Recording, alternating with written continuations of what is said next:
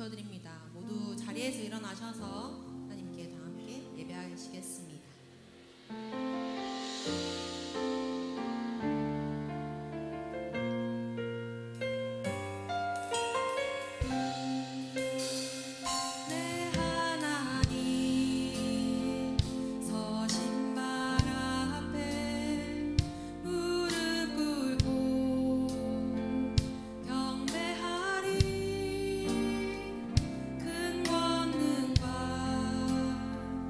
영광이 가득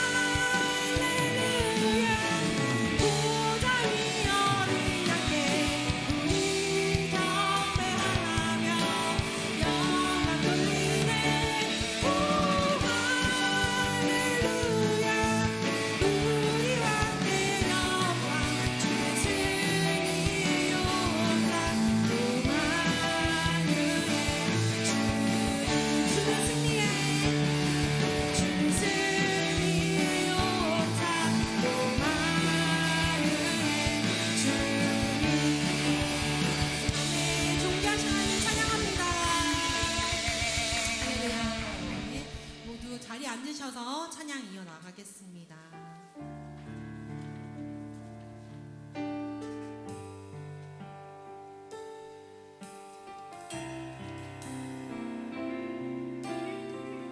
예수 가장 귀한 예수 가장 귀한 그 이름 예수 언제나 기도 들으사 오 예수 나의 손 잡아주시는 가장 귀한 그 이름 다시 한번 1절에 가서 찬양합시다.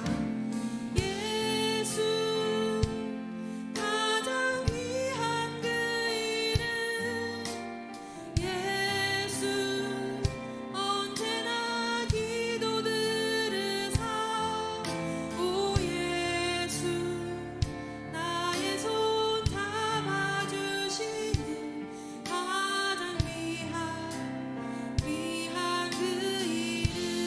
예수 찬양하기 원하네. 예수 찬양하기 원하네.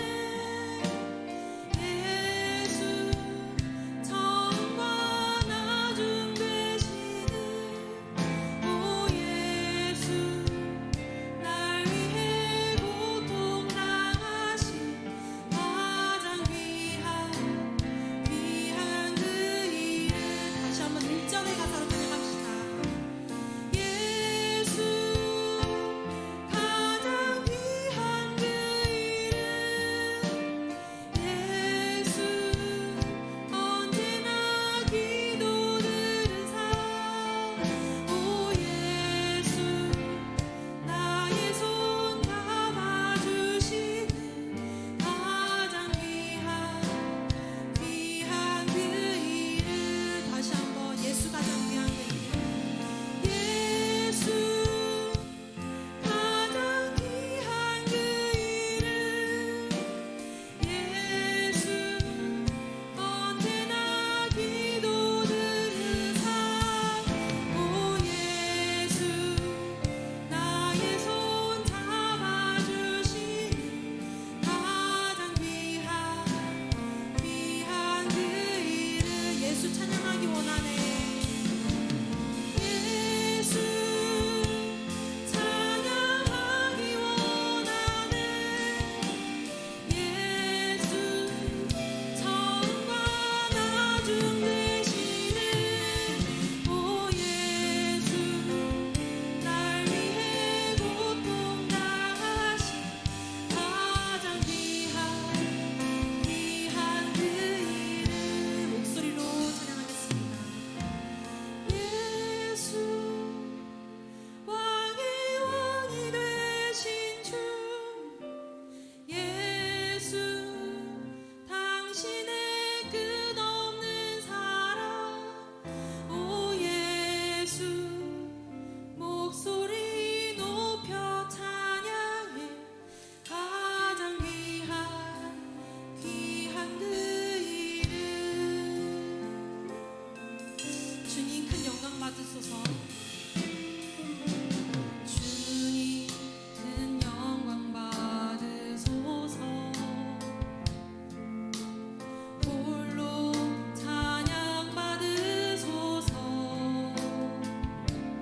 모든 이름 위에 뛰어난 그 이름 온 땅과 하늘이 다 찬양해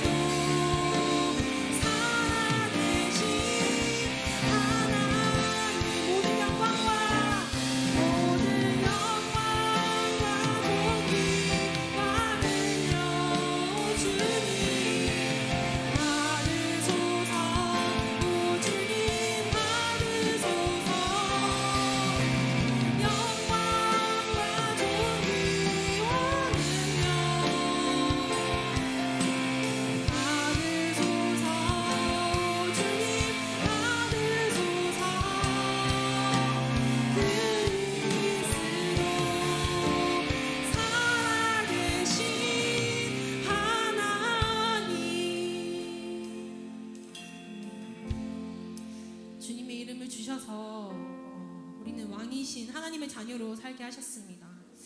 그렇지만 눈앞에 보여지는 것들에 집중할 때가 많습니다. 존귀한 주의 이름을 잊어버리지 맙시다. 귀하신 주님의 이름을 높여드립시다. 이 시간 가장 귀한 주님의 그 이름 우리 입술에 붙여달라고, 우리의 삶을 통하여서 주님을 찬양케 해달라고, 우리의 목소리와 마음을 다해서 주님을 높여드리기며 귀하신 주님께 영광 돌리는 삶을 살게 해달라고 이 시간 예배를 위해 함께 기도하며 나아가겠습니다. 기도하겠습니다.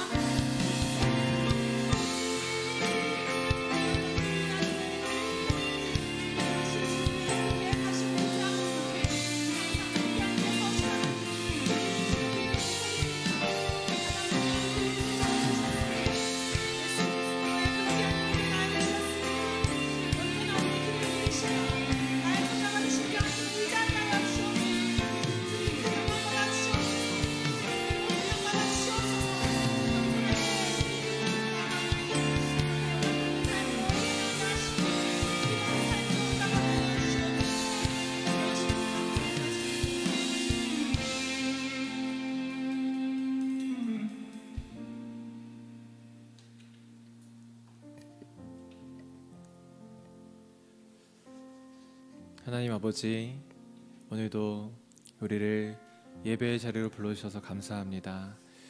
주님만 바라보며 나아가오니 주님의 은혜로 우리의 마음을 덮어주시고 또 채워주시옵소서.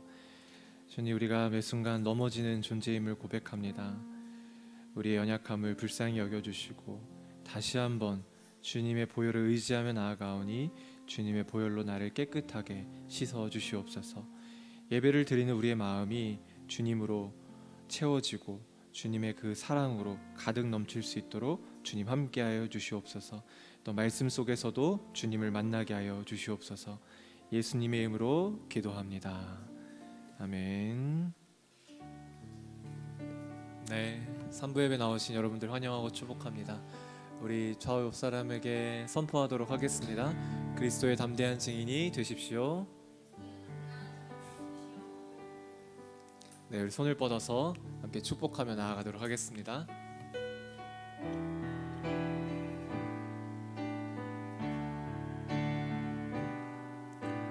God bless you. 주님의 크신 은혜가 당신의 영혼 속에 가득 흘러 넘치기를, 당신의 몸과 마음 붙드시며 행하는 그 모든 것을 지키시며 보호하시고 참 기쁨이 언제나 넘치기를 축복하며 기도합니다. God bless you. God bless you. God bless you. God bless you. God bless you. 축복해요. 감사해요. 축복해요. 감사해.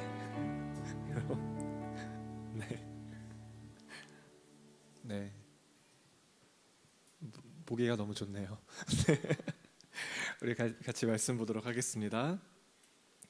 오늘 하나님께서 우리에게 주신 말씀은 히브리서 5장 1절에서 6절입니다. 히브리서 5장 1절에서 6절입니다. 네, 우리 교독해서 읽도록 하겠습니다. 제가 먼저 읽겠습니다. 모든 대제사장은 사람들 가운데서 뽑혀 사람을 위해 하나님 앞에 있는 사람입니다. 곧 대제사장은 예물을 드리고 또 속죄의 희생제사를 드립니다. 그가 무지하고 미혹된 사람들을 불쌍히 여길 수 있는 것은 자신도 연약에 쌓여있기 때문입니다. 그러므로 그는 백성을 위해서뿐 아니라 자신을 위해서도 속죄 제사를 드려야 합니다. 또한 이 명예는 아무나 스스로 얻는 것이 아니라 아론과 같이 하나님의 부르심을 받아서 얻는 것입니다. 이와 같이 그리스도께서도 스스로 영광을 취하셔서 대제사장이 되신 것이 아니라 오직 그분에게 말씀하신 분이 너는 내 아들이다, 내가 오늘 너를 낳았다라고 하시고, 또 다른 곳에서도 이와 같이 너는 멜기세덱의 계열을 따르는 영원한 제사장이다라고. 아멘. 네, 제가 질문 한 가지 드려볼게요. 여러분, 이번 한 주를 지내시면서 죄를 많이 지으셨나요? 네. 저도 네입니다. 그럼 여러분이 죄를 지었다면 무슨 죄를 지었는지 한번 한 10초 동안 좀 생각을 해볼까요? 내가 무슨 죄를 한 주간 지었을까? 네, 떠오르는 죄가 있나요? 네. 저도 생각해 보면 손가락으로 셀 수도 없을 만큼 죄를 많이 지은 것 같아요. 그럼 제가 말씀드리지만 그 이후의 질문은 이것이죠. 내가 그렇게 죄를 많이 지었는데 주님이 나를 용서해 주시는가? 여러분, 확신할 수 있나요? 내가 죄를 고백하면 주님이 나를 용서해 주신다는 사실을 여러분들이 정말 확신할 수 있나요?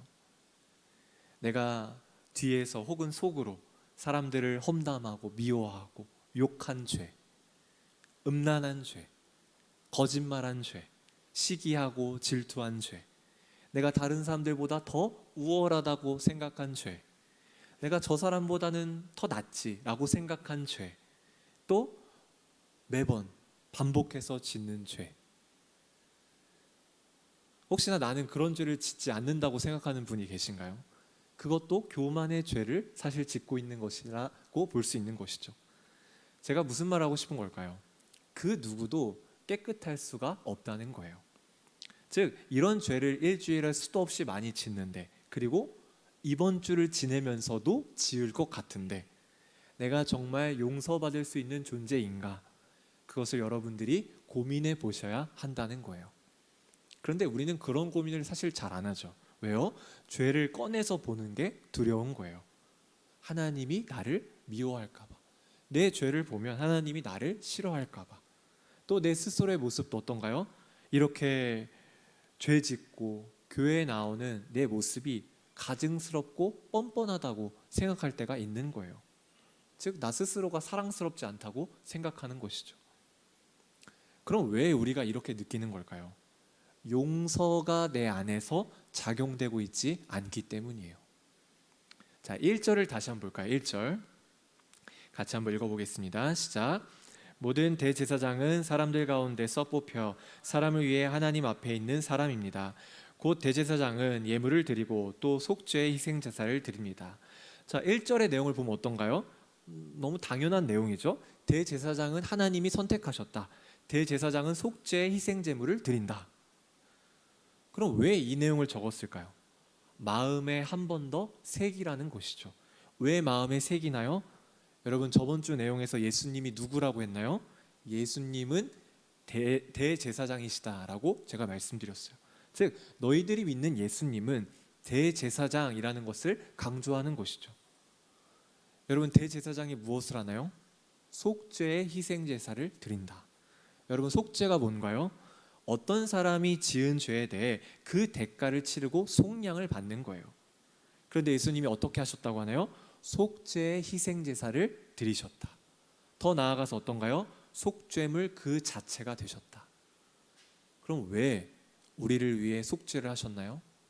나를 용서해 주기 위해서예요. 여러분, 이게 핵심이에요. 주님이 나를 용서해 주신다.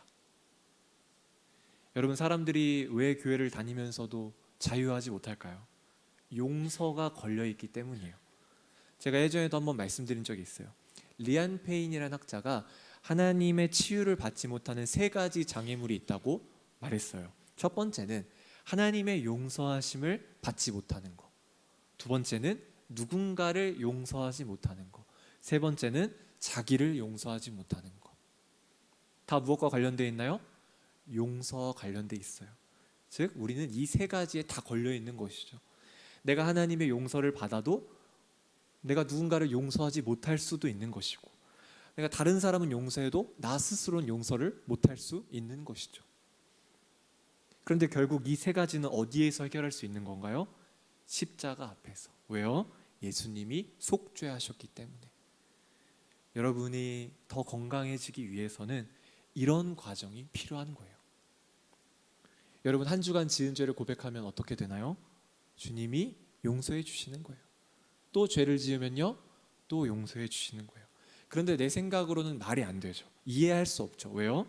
자, 예를 들어서 똑같은 잘못을 저지르는 아이를 보면 어떤가요? 마음에서 좀 화가 나지 않나요? 그래서 어떻게 저렇게 아이면서도 악할 수 있을까? 이렇게 생각할 때가 있는 것이죠. 그래서 어떤가요? 나도 용서받지 못할 거라고 생각을 하는 거예요. 내가 그 아이에게 화내듯이 하나님도 나한테 그럴 것이다 생각하는 것이죠. 여러분, 제가 죄를 지으라고 막 등 떠미는 것 같나요? 그런 의미가 아니에요. 죄를 짓는 걸 당연시 여기라는 의미가 아니라 하나님의 용서는 차원이 다르다는 거예요. 왜요? 스스로가 속죄물이 되셨기 때문에. 왜 스스로 속죄물이 되셨나요? 나를 자유롭게 하기 위해서. 왜 나를 자유롭게 하기를 원하시나요? 나를 사랑하기 때문이에요. 여러분, 여러분이 지은 죄가 있다면 두려워하지 말고 주님께 고백하시기를 바라요. 그러면 주님이 어떻게 하실까요? 진실된 마음이라면 주님이 용서해 주시는 거예요. 반복적인 회개가 힘든가요? 괜찮아요. 또 하는 거예요. 그럼 주님이 어떻게 하실까요? 또 용서해 주시는 것이죠. 그리고 내가 혹여나 내 말이나 어떤 행동 때문에 다른 사람에게 피해를 준 것이 생각난다면 그 사람에게 용서를 구하는 것이죠. 이것이 용서의 과정인 거예요. 자, 두 번째, 여러분은 다른 사람을 용서하셨나요? 나를 배신한 사람, 나에게 험담한 사람, 나에게 피해를 준 사람, 나에게 실망을 가져다 준 사람, 나를 괴롭게 한 사람, 나를 힘들게 한 사람, 그 사람들을 용서하는 거예요. 어떻게 용서하나요? 내 감정은 여전히 화가 나고 괴롭지만 의지적인 선택을 하는 것이죠. 또 그런 감정이 올라오면요, 또 용서하는 거예요. 여러분, 그렇기 때문에 쉽지가 않다는 거예요. 그런데 예수님이 복음서에서 수없이 말씀하신 게 무엇인가요? 나에게 잘못한 사람을 용서해라. 즉 주님이 원하시는 거는 내가 용서하는 것이죠. 왜요? 그래야 내가 자유케 될 수 있기 때문이에요. 용서에서 자유가 온다는 것을 예수님이 아셨기 때문에 그 말씀을 계속 강조하셨던 것이죠.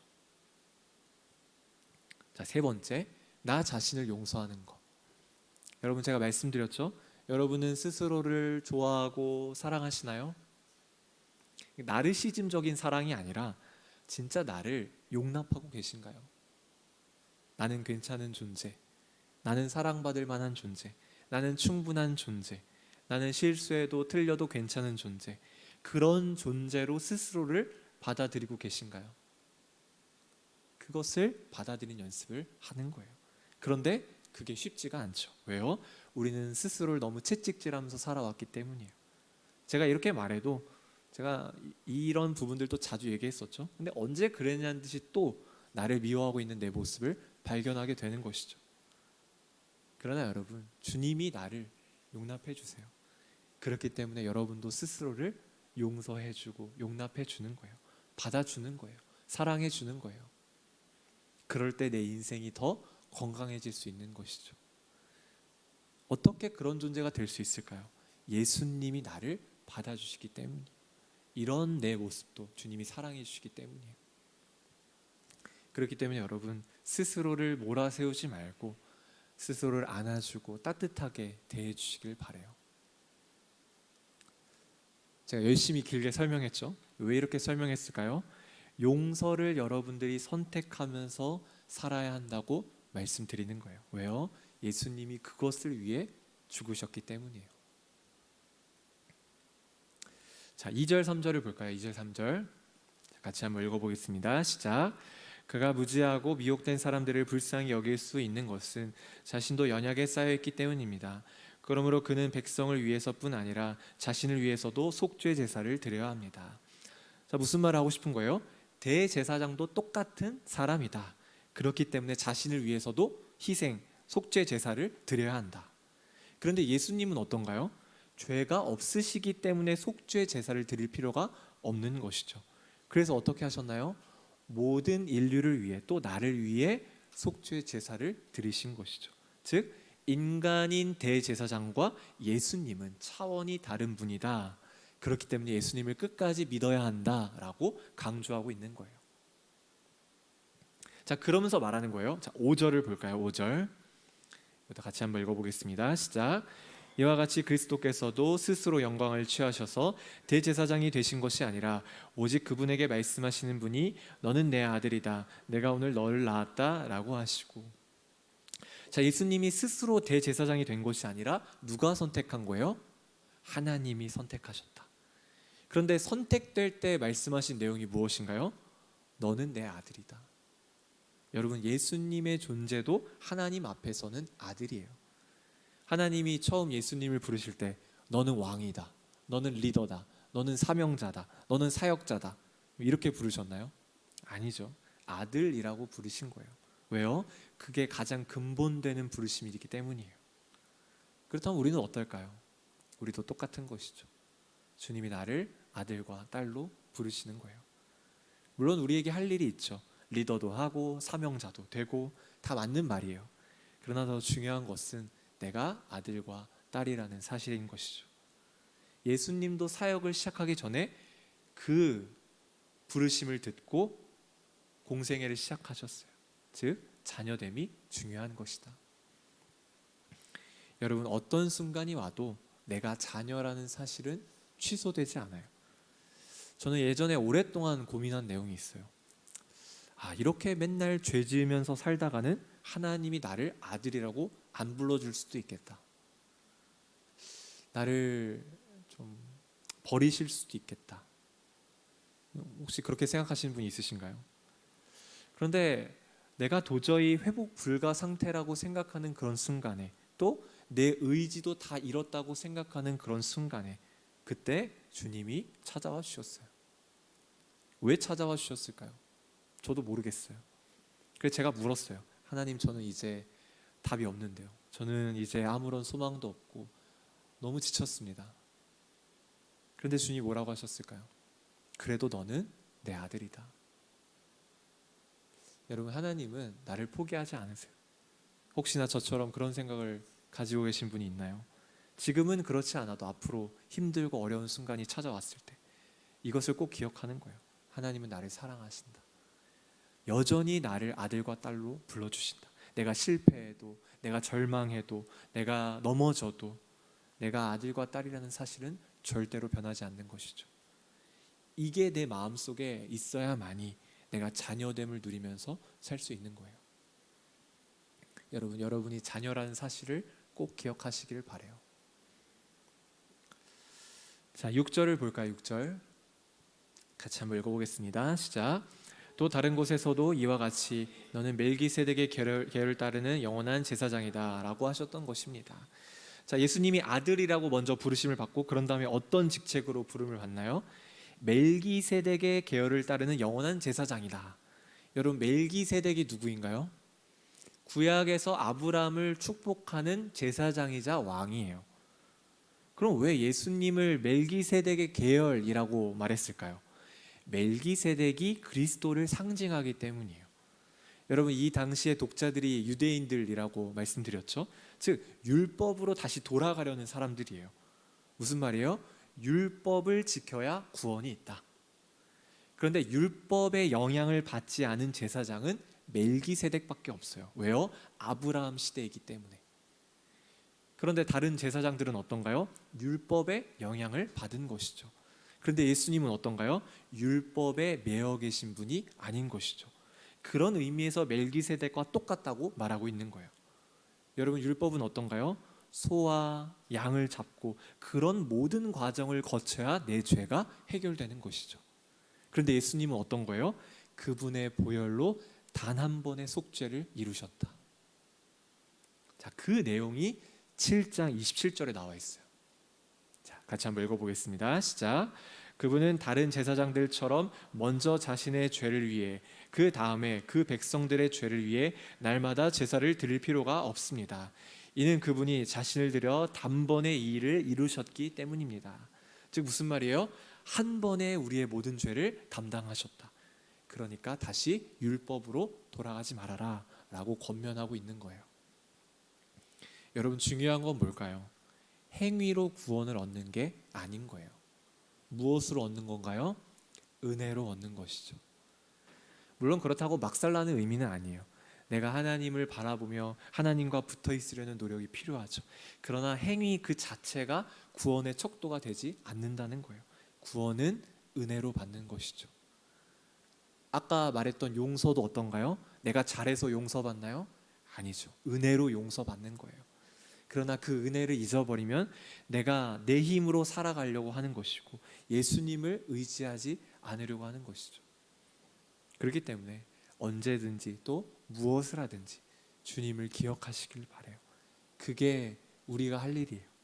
무언가를 하는 것보다 더 중요한 건 주님을 마음에 새겨 넣는 것이죠. 기억하는 것이죠. 그것이 주님이 원하시는 거예요. 그러면 행동도 자연스럽게 나오는 것이고 가식적인 인생이 되는 것이 아니라 나의 마음을 담은 신앙으로 살아갈 수 있는 것이죠. 여러분, 한 주를 지내면서 주님을 또 바라보시기를 바라요. 주님이 주시는 용서를 받아들이시기를 바라요. 그러면서 나 스스로를 용서하고 또 다른 사람도 용서하는 것이죠.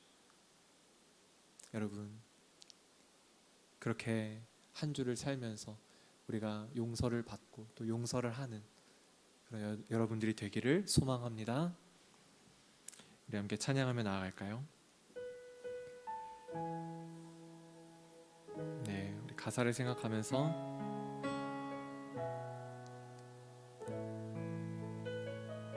찬양하겠습니다. 주를 향한 나의 사랑을, 주를 향한 나의 사랑을 주께 고백하게 하소서. 아름다운 주의 그늘 아래 살며 주를 보게 하소서. 주님의 말씀 선포될 때에 땅과 하늘 진동하리니 나의 사랑 고백하리라. 나의 구주 나의 친구 부드러운 주의 속삭임 나의 이름을 부르시네. 주의 능력 주의 영광을 보이사 성령을 부으소서. 메마른 곳 거룩해지도록 내가 주를 찾게 하소서. 내 모든 것 주께 드리리. 나의 구주 나의 친구 온 마음으로 주를 바라며 나의 사랑 고백하리라. 나를 향한 주님의 그 크신 사랑 간절히 알기 원해. 주의 은혜로 용서하시고 나를 자녀 삼아 주셨네. 나의 사랑 고백하리라. 나의 구주 나의 주의 은혜로 용서하시고 주의 은혜로 용서하시고 나를 자녀 삼아 주셨네. 나의 사랑 고백하리라. 나의 구주 나의 친구. 네, 기도하며 나아갈까요? 여러분, 우리가 한 주간 지었던 죄를 고백하며 나아갈까요? 내가 교만했던 죄, 또 누군가를 미워했던 죄, 또 험담하고 또 시기하고 질투했던 죄, 또 음란했던 죄, 그 모든 것을 예수님께 드리는 거예요. 여러분, 오늘도 주님께 나아가면 주님이 나를 용서해 주세요. 우리는 매 순간 회개하는 거예요. 왜요? 그분이 우리에게 회개를 선물로 주셨고 예수님이 그것을 위해 죽으신 거예요. 나의 마음을 주님께 고백하면서 주님, 오늘도 나를 깨끗하게 씻어 주십시오. 또 내가 실패하더라도 또 주님께 나아가는 거예요. 넘어져도 주님 앞으로 넘어지는 것이다. 우리의 죄를 고백하시면서 함께 기도하며 나아가도록 하겠습니다. 기도하겠습니다. 하나님 아버지, 내 안에 있는 모든 비난하고 음란하고 더러운 죄들을 주님께 용서하며 구하며 나아갑니다. 주님, 나를 용서해 주시고 이 시간 십자가의 보혈로 깨끗하게 덮어주시고 인도하여 주시옵소서. 내가 반복해서 짓는 죄 때문에 괴로워하는 것이 아니라 그것 때문에 내가 그 울음에 걸려있는 것이 아니라 내가 정말 주님이 원하시는 그 참된 의미로 살아갈 수 있도록 주님 함께하여 주시옵소서. 언제나 변함없이 주님이 나를 사랑하신 줄을 내가 믿음으로 고백하며 나아갑니다. 주님, 나를 붙들어 주시고 나와 함께해 주셔서 주님의 그 은혜 안에 내가 살아갈 수 있도록 주님 인도하여 주시옵소서. 주님, 언제나 변함없이 내가 함께 주님을 바라보며 나아가는 그런 내 인생이 되는 고백합니다. 언제나 변함없이 함께 하시는 그 은혜를 경험할 수 있도록 인도해 주시고 내가 변함없이 그 은혜 안에 내가 살아갈 수 있도록 주님 붙들어 주시고 인도하여 주시고 새롭게 하여 주시고 만져주시고 고쳐주시고 하나님 새롭게 하여 주시옵소서. 주님의 이제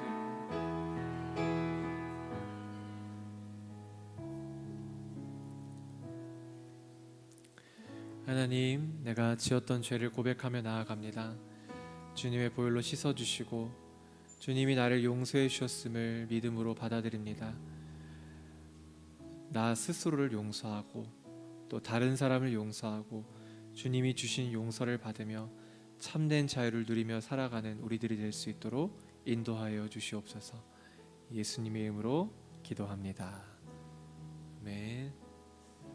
네, 오늘은 비전 헌금 영상이 있습니다.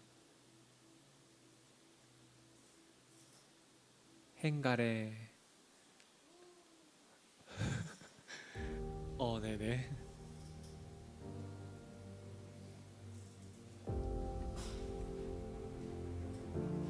결혼을 좀 미루는 것도 있는 것 같아요. 경제적인 이유 때문인 것 같고요. 집도 내가 준비가 되어 있어야지 결혼을 할 수 있고 아기를 낳을 생각도 안 했었어요.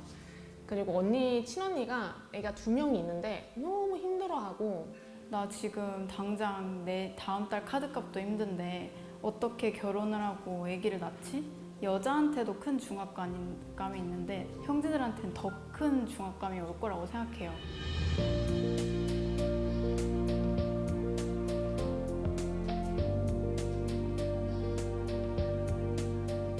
2015년에 우리가 온누리교회에서 저출산 포럼을 시작을 했습니다. 하나님의 말씀에 의거해서 생육하고 번성하라. 그거를 붙잡고 저희들이 행복한 가정이 이루어져야지 되겠다.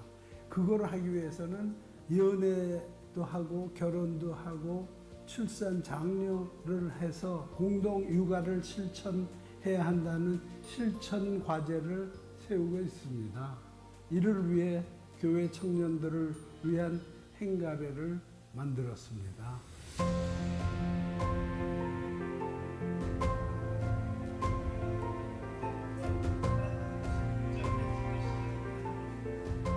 가정을 이루는 것에 대한 비전을 좀 나중으로 미루는 경향들이 있는 것 같아요. 근데 그게 아니라 이게 우리 인생에 있어서 좀 중요한 가치가 될 수 있다는 걸 좀 다시 리마인드 시켜주는 것 같고, 하나님께서 우리에게 어떤 배우자를 만나고 싶은지 기도하게 하시는 그 방향성을 더 한번 마음에 새기게 되고 그 부분에 대해서 더 깊이 생각해 보게 되는 좋은 계기가 되는 것 같아요.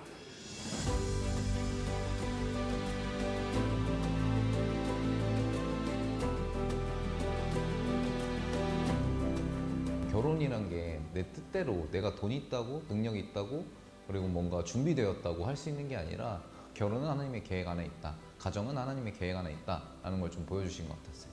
그때 청춘 클래스에서 들었던 말씀이나 뭐 여러 가지 것들을 지금 이제 적용을 하게 되는 것 같아요. 그래서 아이를 가지게 된다면 진짜 믿음으로 잘 기도를 해주면서 좀 믿음의 유산을 물려줄 수 있는 그런 가정을 좀 꿈꾸면서 기도를 하고 있습니다.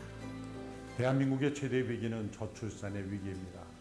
정부와 지자체 또 여러 영역에서 많은 노력을 해왔지만 여전히 저출산의 늪에서 빠져나오지 못하고 있습니다. 2015년 우리 온누리교회 신실한 성도님들이 행갈의 사역을 통해 이 저출산의 위기를 극복해 보고자 많은 노력을 기울여 왔습니다. 여러 포럼뿐만이 아니라 또 젊은 남녀들을 함께 만나게 하는 청춘 클래스 사역을 비롯하여 많은 사역에 헌신해 오고 있습니다. 또한 많은 열매도 맺고 있습니다. 행갈의 사역은 우리 모두가 또 기도하고 후원해야 될 소중한 사역입니다. 우리 모든 성도들이 적극적으로 함께 기도하며 참여했으면 좋겠습니다. 감사합니다.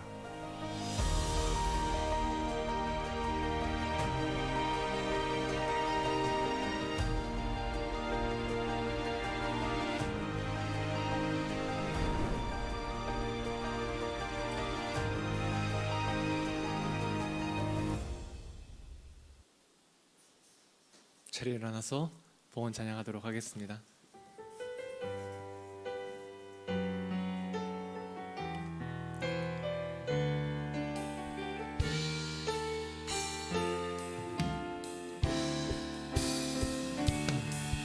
내 눈 주의 영광을 보네.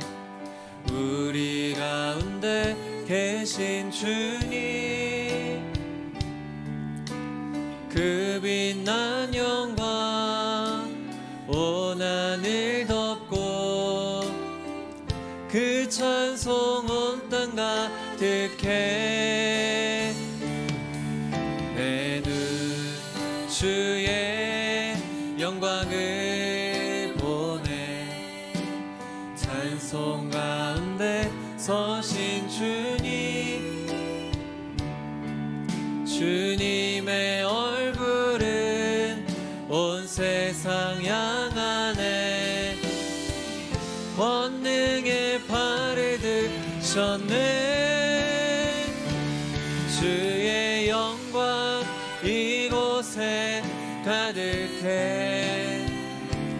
우린 선의 주님과 함께 찬양하며 우리는 전진하리. 모든 열방 주 볼 때까지 주의 영광 이곳에 가득해. 우리 선의 주님과 함께 찬양하며 우리는 전진하리. 모든 열방 주 볼 때까지. 주님께 마음 모아 예물을 드립니다. 우리가 물질 때문에 걱정하거나 염려하지 않고 풍성하게 채우시는 은혜를 경험할 수 있도록 인도하여 주십시오. 주 예수 그리스도의 은혜와 하나님의 사랑과 성령의 교통하심이 하나님을 바라보고 하나님을 소망하는 모든 주님의 자녀들 가운데 서산 온누리교회 위에 또 선교사님들 위에 영원히 함께하기를 축원합니다. 아멘.